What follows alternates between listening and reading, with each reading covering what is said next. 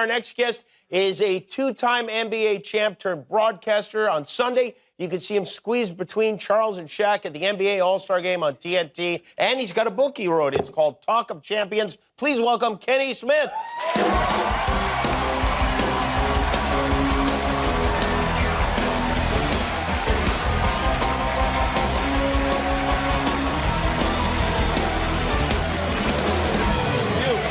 How you doing? I'm doing well, man. I have to tell you, I do want to tell you, I love your show. I love watching you and Charles and Shaq and Ernie. I would watch you guys talk about anything. It doesn't have to be basketball. You could be talking about any subject, and I would watch. We have a lot of fun.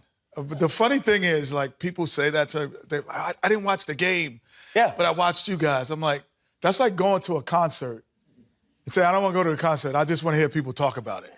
Like, it's a different feeling. It's flattering. I don't agree. It's like a comedy show. My wife has no interest in basketball, and yet she will sit down with me and watch your show. It's like, oh, okay, these guys are on. Because you're just busting each other's balls. We're late night TV. That's really we all grew up with the late night TV feel. So we kind of emulate that on our show because basketball just happens to be the anchor. But we don't stick on that. Right, and I'm glad you don't. This book is broken down in chapters. Each chapter is like focused on a different person who meant a lot to you. Yes. Or means a lot to you in your life. Who are some of the people in the chapter? Wow, I have a variety of people from, basketball. Obviously, Bill Russell is one of them. He was my first coach, one of the legendary people. Wow. Dean Smith, rest their souls. Charles and Shaq. And I told them I was doing a book, a tell-all book. They were like, "Would you talk about a tell-all book, Kenny?" I was like, no, but the book is, I tell everything I learned great from them. And all of the things that I learned from all of these different people. Michael Jordan is in there as a chapter as well. Have they read the book, Charles and Shaq? That should be our next quiz. Yeah. We should do on the show like a 5-question quiz, and whoever gets them wrong. Maybe you should have written some crappy stuff about them in the book just to get them to read the book. But they honestly, we joke a lot. You'll see me push Shaq into a Christmas tree. Yeah. And you'll see all the shenanigans, but I've learned so much from Shaq from a business standpoint. One of the smartest businessmen I ever met. Charles, in terms of speaking your mind and understanding how to say things that you really believe in your head. Those things are things you can't teach. And nothing from Ernie? Oh, Ernie is the authentic. No, Ernie is authentic. He's the most genuine human being you will ever meet. If you need a ride and you need to get someone, you have a flat tire, that's my first call. I'm not calling Shaq or Chuck. No AAA. No, you call I'm Ernie. calling Ernie. So let's start with Michael Jordan. One of the chapters is about Michael. Yeah. Many people who follow basketball know this. Many who do not know this, that Michael Jordan actually recruited you to play at North Carolina. Yeah, so I was on my recruiting trip, and he and another player named Buzz Peterson were my guides. But he was Mike Jordan. This is not Michael. Okay. Very Southern.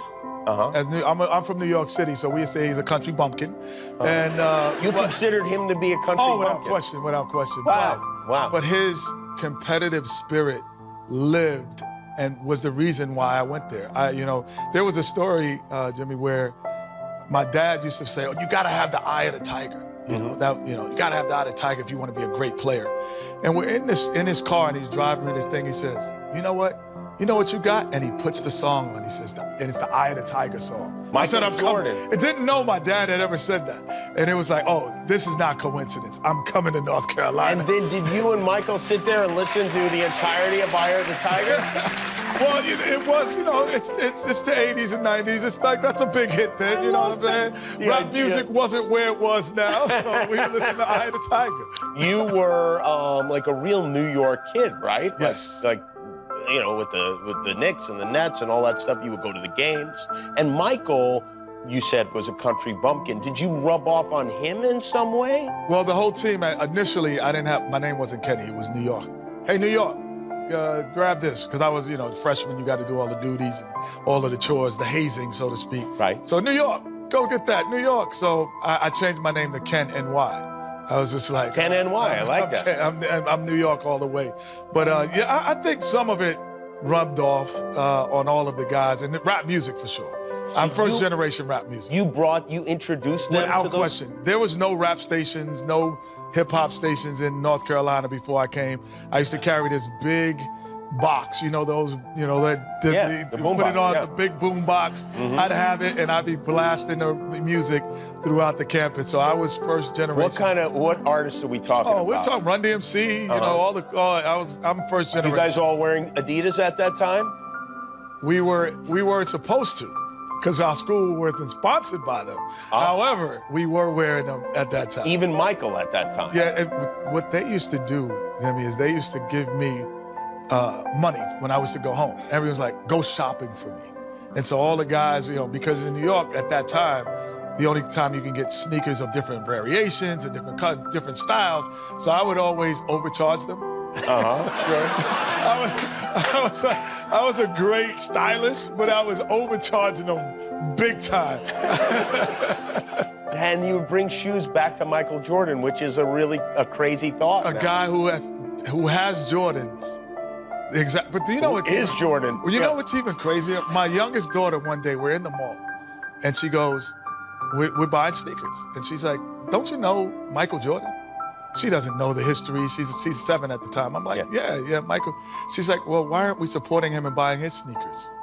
Oh. So I literally call him. I text him, actually. And I'm like, hey, I'm in the mall. My daughter said, buy sneakers. So I'm thinking he's going to go, well, you know what? Just don't worry. I'm going to send you boxes. He goes, yeah, she's smart. You should. I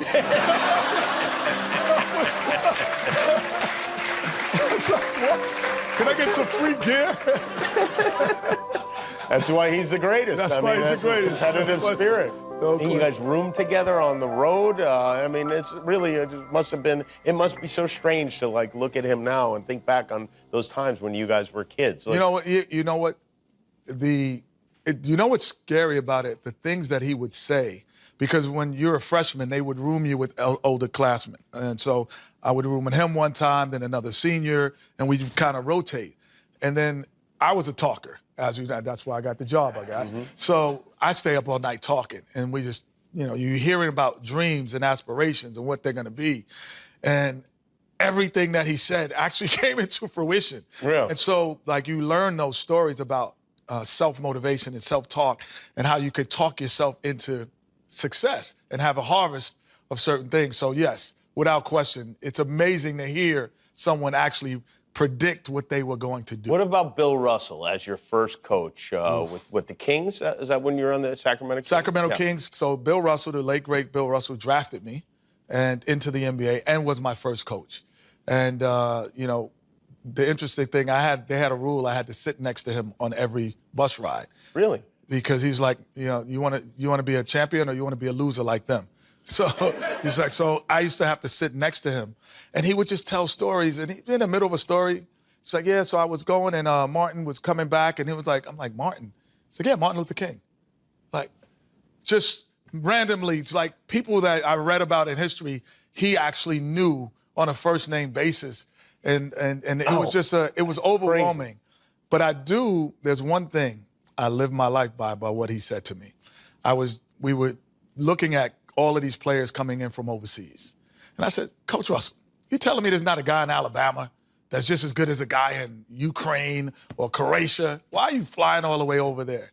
And he says, Kenny, as an African-American, you should never not want inclusion. And I stopped, because he could have took like a joking moment and kept joking about it. Yeah. But he taught me a life lesson, and I said, okay, that's the way I live my life to this day. Wow, that's a pretty good lesson. Yes. I mean, that's what happens when you're hanging around with Martin, I guess. Exactly. You got the NBA All-Star Game weekend in Indianapolis. Yes. It was Thursday through Sunday, all the different events. I know you have a charity poker, an All-Star charity poker tournament. This is my 21st year of doing events at All-Star. And it's the who's who. Like Who's playing in this tournament? Well, last year we had from Chris Tucker to A-Rod to Dr. J comes every year. Like I've had my events where LeBron has been. We have everyone that's been at these events, so it's a who's who. It's tough to get tickets, guys. I'm sorry, but the funny thing, I don't know if you remember, the very first one, you and Uncle Frank. That's did right. a live remote. And my Uncle 21, Frank. Your first year was my first year doing it. Oh, wow. And so you did a live remote from it, and that's when your show was live, I believe. Yeah, that's right. Yeah. And so you did a live remote, and then you're like, coming in. Frank was there, bless his soul. Yeah, he was dressed. We put him in a basketball uniform. It was ridiculous. Hilarious. Yeah. Hilarious. So somehow you survived that. Yeah, so this is my second time on the show. Well, it's great to have you here in person, and people cannot go to the poker tournament, or it is... Well, I'll tell them how to get there. Yes, Kenny will be... Tell you how to get there. Just text Kenny and he'll get you in. Don't worry. This is the book. It's called Talk of Champions in the NBA All-Star Game this Sunday on TNT. Kenny Smith, everybody. We'll be back with Kygo and